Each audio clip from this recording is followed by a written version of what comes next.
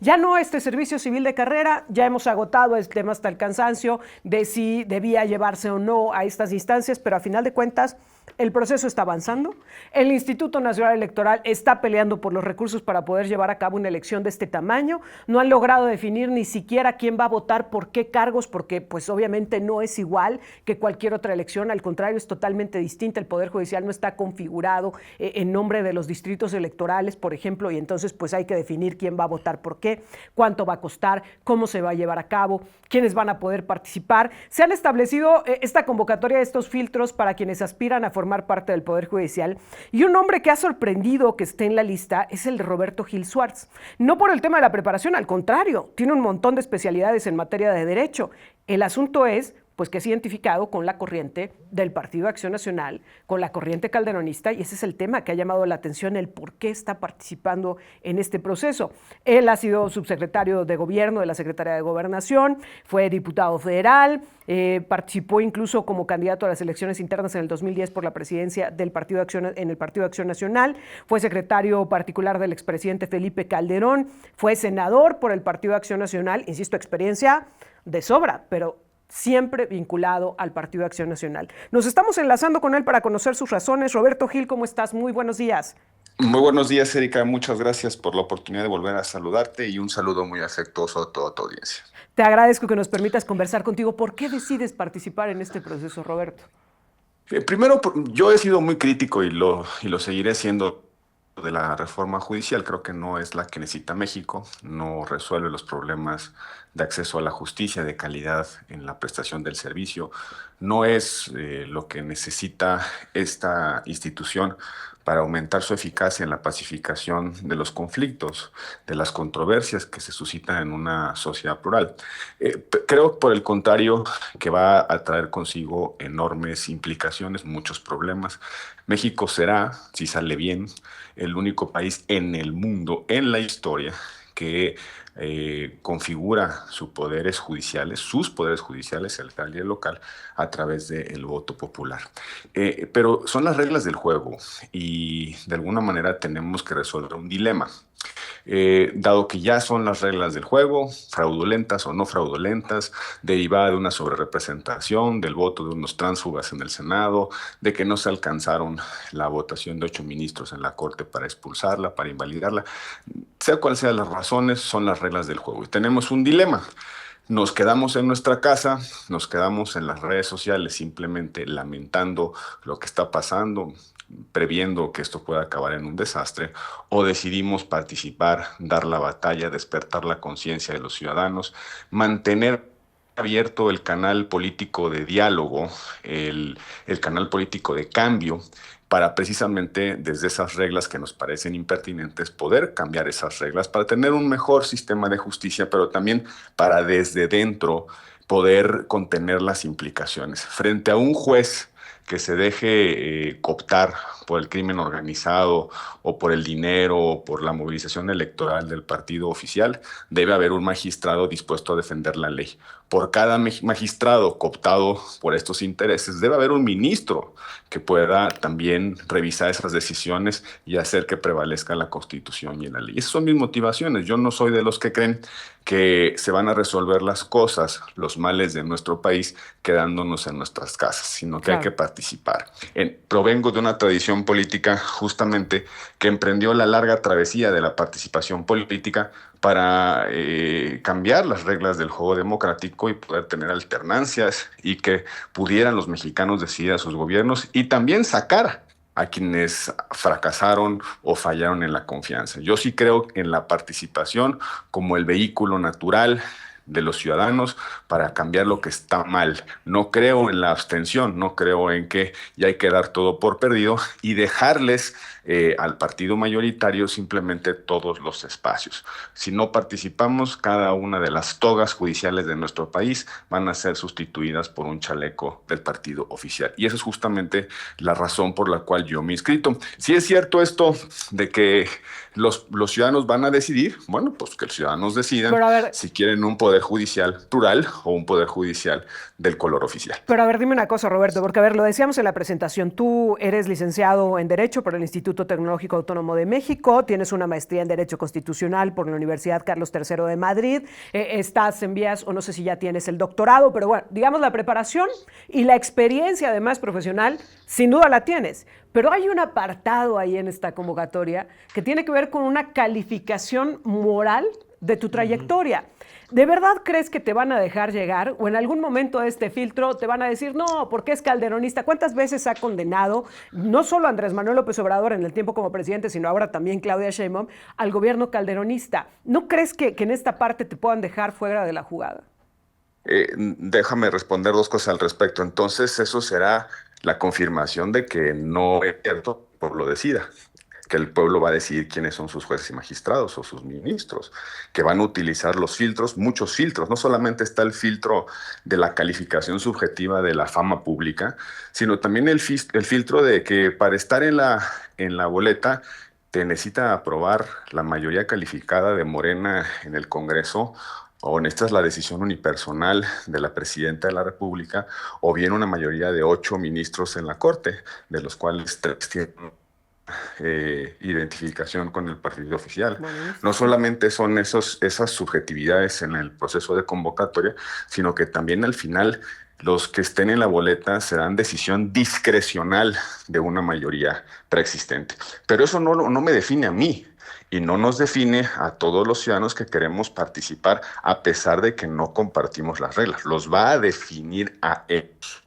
Si usan estas aduanas, si descalifican a la mala para evitar que el pueblo decida, eso los define a ellos, no a nosotros. ¿Qué nos define a nosotros? A esa parte de la sociedad que no piensa como ellos, al 46% que no votó por ellos. Nos define justamente dar el paso, participar, prepararnos, estar dispuesto a dar la batalla con honorabilidad, con limpieza, con la trayectoria por delante, pero con mucha convicción de que necesitamos salvaguardar al Poder Judicial para que siga abierta la posibilidad de que la democracia sea nuestro sistema a partir del cual tomamos decisiones y resolvemos los problemas. Por lo pronto, ¿cómo se ha vivido el proceso? Porque, a ver, tú te registraste ante el Poder Judicial y ante el Poder Legislativo, ¿es correcto?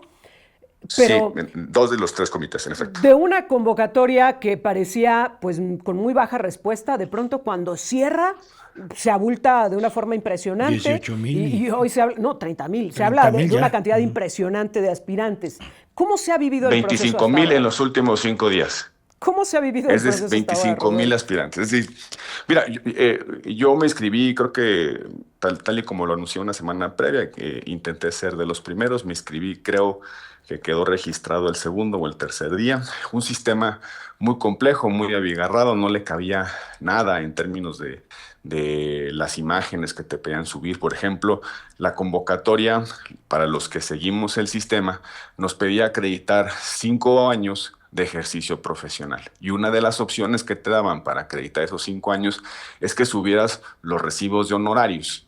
Cuando yo escaneé los recibos de honorarios, pues no cabían en el apartado por un problema de almacenamiento. Entonces fuimos ahí enfrentando estos temas. Al final de cuentas el sistema no sirvió para nada porque permitieron el registro a través de correo electrónico y también permitieron una serie de registros de manera física, lo que no se veía o no se posibilitaba al inicio del proceso con el sistema que ya les comento. En efecto, de pronto, de tener, por ejemplo, en el Poder Ejecutivo el miércoles previo al cierre de la convocatoria 1,000 registros, según lo dijo el propio vocero del comité en una mañanera, terminan el proceso con 18,700 y pico registros. Es decir, en los últimos 5 días, cada minuto se registraban dos personas, cuando los 12 o 13 días previos la tasa de registro era mucho más baja. Entonces, algo pasó, yo creo que no fue un derroche de entusiasmo, ahí hay evidencia de que hubo un llamamiento por parte del partido oficial para que se inscribieran. Te pongo el ejemplo concreto, Lenia Batres Guadarrama, ministra de la Corte, que tiene pase directo con motivo del transitorio que le configuraron para que pudiera presentar presentarse a la elección, también se inscribió por el Poder Ejecutivo, ¿no? Lo cual no te hace ningún sentido, pues porque quien tiene pase directo engorda los registros, pues yo creo que por ahí está la explicación. Vamos a ver el 15 de diciembre cuántos y quiénes de esos 40 y tantos mil registros van a pasar la primera etapa. ¿Cuál es la primera etapa, Eric? La etapa de revisión documental, es decir, si cumplen los requisitos de la Constitución, que son ser abogado titulado en Derecho, tener 8 de calificación en la licenciatura o en el posgrado, 8 general, 9 las materias del cargo al que te quieres postular, las 5 cartas de recomendación, los antecedentes de ejercicio profesional, en fin, la edad, son los requisitos básicos. Después de esa primera lista viene la segunda etapa, que es a la que tú referías, cuando se hace la calificación de idoneidad al cargo, y ahí introducen otros elementos, entre ellos el tema de la fama pública, etc. Y luego viene la tómbola, y después de la tómbola viene la decisión discrecional de mayoría. Entonces, creo que estas son las pruebas de fuego de este sistema. Hay muchos problemas organizativos. Por ejemplo, el INE no ha podido avanzar en la organización del proceso electoral, entre otras cosas porque ni siquiera tiene presupuesto. De pedir 13,000 millones, ahorita le andan asignando menos de 7,000.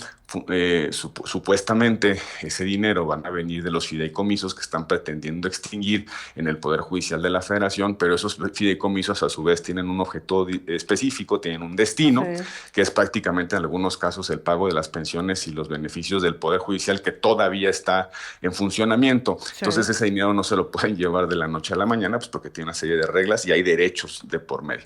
Muchas cosas que no se han despejado. Por ejemplo, no sabemos bien cómo se van a financiar las campañas, están prohibido el financiamiento público y privado, pero por otro lado vemos candidatas que ya están en la boleta como resultado de ese transitorio que ya mencionaba, pues que andan por todo el país haciendo campaña. Entonces, son cosas que no están claras y bueno, va a ser la prueba de fuego. Este sistema, muchos creemos que no es el bueno para el país, no es el mejor para el país, no es un diseño pertinente, pero al mismo tiempo está lleno de problemas que puede acabar con deslegitimar cualquier resultado.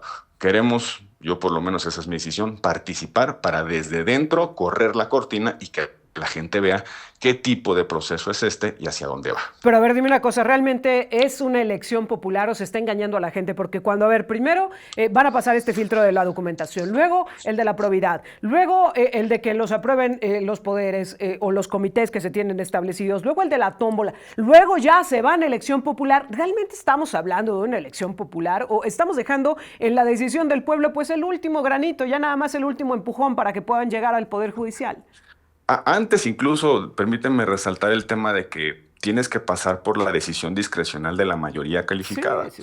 2/3 partes del Congreso o la decisión de la presidenta o 8 de los 10 ministros, porque ya nada más hay 10, se acaba de ir el 11º. Y en medio obviamente de aplausos, necesitas, por cierto. Sí, por lo menos un voto de las ministras vinculadas al partido oficial. No hay otra manera de estar en la boleta. No hay candidaturas independientes, no hay, digamos, una suerte de proceso de mérito. Entonces, pasar estas aduanas. ¿Quiénes van a estar en la boleta? Pues quienes ellos decidan. Entonces, quien postula o quien dibuja la boleta determina que puede votar los ciudadanos. Pero eso no es el único problema. Hay otra trampita por ahí oculta. Nos dicen que tú y yo vamos a votar por todos los jueces y magistrados. Déjame ponerte el ejemplo del circuito judicial de la Ciudad de México. Lo decías muy bien al inicio de la nota. No sigue la misma lógica el Poder Judicial que la geografía electoral. No estamos definidos por distritos dentro de estados y de municipios. No sigue la misma lógica. ¿Por qué? Porque hay estados, circuitos judiciales, que tienen una mayor carga de trabajo que otros, son más grandes. Por ejemplo, el de la Ciudad de México es mucho más grande que el de Tlaxcala. ¿Por qué? Porque ahí hay más empresas residenciadas, ahí hay más tribunales, en fin. Voy a poner el ejemplo de la Ciudad de México. Ahí se van a elegir 104 magistrados y 64 jueces, ¿sí? Entonces, dice la Constitución que por cada juez y por cada magistrado a elegir va a haber propuesta que viene del Comité de Selección del Ejecutivo, del Legislativo y del Judicial. Si le ponen cada comité propone a tres, estamos hablando de que habrá más o menos 9 candidatos por cada uno de los cargos. Uf. 64 por 9 y 104 por 9. Haz la matemática. Bueno, entonces yo voy a llegar a la boleta y voy a ver una serie de personas enlistadas en función del tipo de cargo y de la materia, porque a diferencia de las elecciones, tú votas por un candidato postulado por un partido.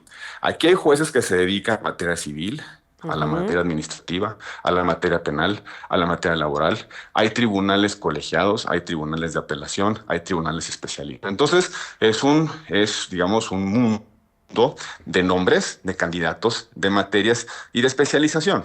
Pero resulta que en la ley electoral le pusieron una regla que dice que el INE te va a decir cuántos votos puedes ejercer. Es decir, tú no vas a votar por cada uno de los 104 magistrados o por cada uno de los 64 jueces. El INE te puede decir, tú tienes 3 fichitas, úsalas como quieras. Entonces, del universo de los casi 1000 candidatos que pudiera tener en esa boleta, por una matemática muy simple, te van a decir, tú vas a votar por 3. Entonces, en lugar de votar por los 104 magistrados o los 104 cargos, te van a decir 3. Tú vas a escoger, bueno, voy a votar por el magistrado del Tribunal Cuarto en materia civil. Voy a votar por el magistrado del Tribunal Segundo en materia penal.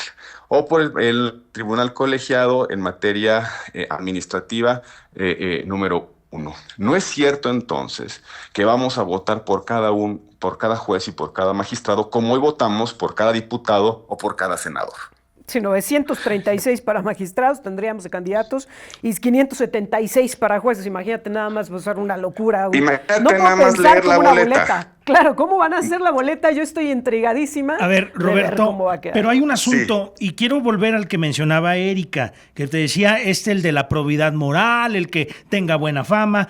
A usted, Roberto, usted ha dicho, quiero llegar a la boleta, sin embargo, es si lo van a dejar pasar este comité que va a ser el filtro. ¿Por qué lo digo? Porque yo hasta este momento, compañeros, yo no he visto que demás candidatos como Gil Swart que se han querido postular hayan pasado esta fama pública o antecedentes de la justicia. A usted le han señalado un asunto que tuvo en España, particularmente en Cataluña, que tuvo un asunto de un juez que hizo ahí un problema, si no mal recuerdo, en un restaurante ahí en Cataluña.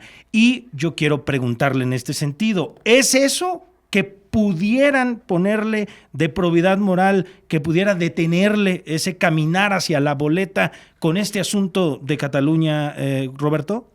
De ninguna manera, porque no inhabilita según los requisitos constitucionales. A ver, en las últimas semanas han sacado muchas cosas para plantear la posible imposibilidad de mi parte para poder acceder al cargo. Basta ver las redes sociales. No solamente ese antecedente que tiene una explicación muy sencilla, y de una vez lo digo, si en mis manos, porque esa fue la causa, si en mis manos estuviera, como sucedió en ese momento, defender a una mujer que estaba siendo violentada, y por eso me cuesta el cargo, el patrimonio, la libertad o la vida, lo vuelvo a hacer. Lo vuelvo a hacer, porque ese es el antecedente, y con eso dejo, ahí están ya publicadas las cosas, es el antecedente que motivó ese asunto. Si en mis manos está que una mujer no sea violentada, lo volvería a hacer, así me cueste la Suprema Corte de Justicia de la Nación. Pero, insisto, eso lo están planteando desde una perspectiva de crear una espiral o un contexto de mala reputación. También se ha sacado que estuve siendo investigado. Yo ya tengo determinaciones judiciales que a mi favor, esas investigaciones fueron absolutamente fabricadas, también por un asunto que tiene una explicación política. En fin, ahora, ¿por qué en los últimos 15 días se crean estas campañas?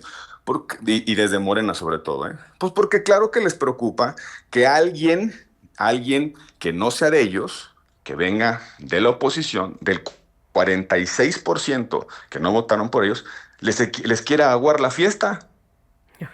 Esa es la explicación. Porque no sé si hay algún otro, yo sigo sin detectarlo todavía, no sé si hay alguien que desde la otra acera del espectro político haya levantado la mano.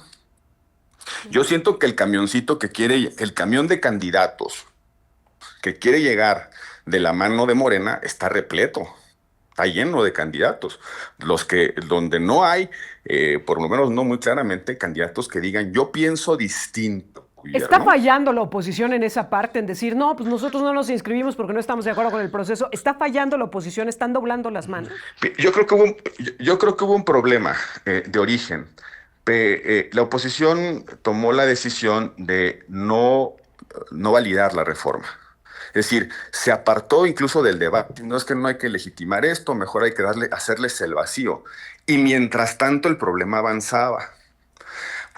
Yo digo que esto tiene tres causas, esta reforma. Primero, el 5 de febrero del 2024, cuando el presidente de la República anunció en Querétaro el Plan C, dijimos, es tal la insensatez, es tal la falsedad del modelo, que ni siquiera se van a atrever a hacerlo. Si se fijan, durante la campaña electoral, pues casi no hablamos de la reforma judicial. No dimos el debate. Decíamos, no hombre, no se preocupen, se va a moderar, el TEMEC los va a poner en su lugar, el tipo de cambio se va a deslizar y en consecuencia van a entender que no se puede jugar con las instituciones judiciales. Algo va a pasar en el camino que va a desistir de este proyecto o de esta reforma. Pasó la elección y en lugar de desistir, pues se sintieron avalados electoralmente para sacar adelante esa reforma. Luego dijimos, no van a tener los votos en el Senado. ¿Por qué? Porque la oposición unida tiene los votos suficientes para poder obstruir, para que no se alcance la mayoría calificada de 2/3 partes. Luego nos amanecemos con que 2 candidatos del PRD se pasan al partido oficial y un candidato del PAN se pasa a la mayoría y logran la reforma constitucional. Luego dijimos, no se preocupen, vienen los recursos ante la Suprema Corte y ahí vamos a obtener los 8 votos para que se invaliden. Fuimos a la Corte y efectivamente lograron no se lograron los 8 votos y la reforma judicial quedó validada. Ahora decimos, es que Trump nos va a salvar, ¿no? Y se van a activar las reglas de TEMEC. Pues no están pasando las cosas. La única manera de que el país tenga un espacio para construir un poder judicial es que salvemos el corazón de la Constitución y, en consecuencia, de la democracia. Están en estos tiempos cambiando la Constitución en 24 horas. La cambian en sentido contradictorio. De hecho, están legislando con fe de erratas. Hoy más que nunca necesitamos una Suprema Corte de Justicia decidida, responsable, honorable, valiente, que defienda a la Constitución a través de la interpretación y de la redacción de las sentencias. Claro. Si nosotros nos abstenemos y decimos, mejor que solito les caiga el 20, que se den cuenta del tamaño del problema cuando la desgracia caiga sobre México, que cuando, no sé, en Mar-a-Lago Trump les diga, no me gusta la reforma y entonces desistan, si hasta ese momento vamos a entender que el único destino de México está en nuestras manos, probablemente será demasiado tarde. Roberto Gil Suárez, yo te agradezco mucho que nos hayas tomado la llamada, nos da mucho gusto volver a platicar contigo en este espacio y ojalá nos puedas mantener al tanto de cómo avanza este proceso. Va a ser muy interesante conocer desde quien está dentro, justamente cómo se va dando cada una de las etapas, qué es lo que está sucediendo y te vamos a agradecer que nos puedas mantener al tanto de ello. Siempre con muchísimo gusto estar con ustedes, un saludo muy afectuoso y por supuesto, en cualquier momento, cualquier hora aquí estoy con ustedes para comentar este proceso. Y bueno, a mí me preguntan por qué quiero ser ministro. Pues pregúntenle también por qué quieren ser ministros a quienes son. A veces la pregunta no es la misma y si tómbola mediante aparezco en la boleta, pues con mucho gusto seguiremos platicando de este debate. Claro. Excelente, que sí. Gracias, Roberto. Muy buenos días. Saludos, hasta luego, buen día.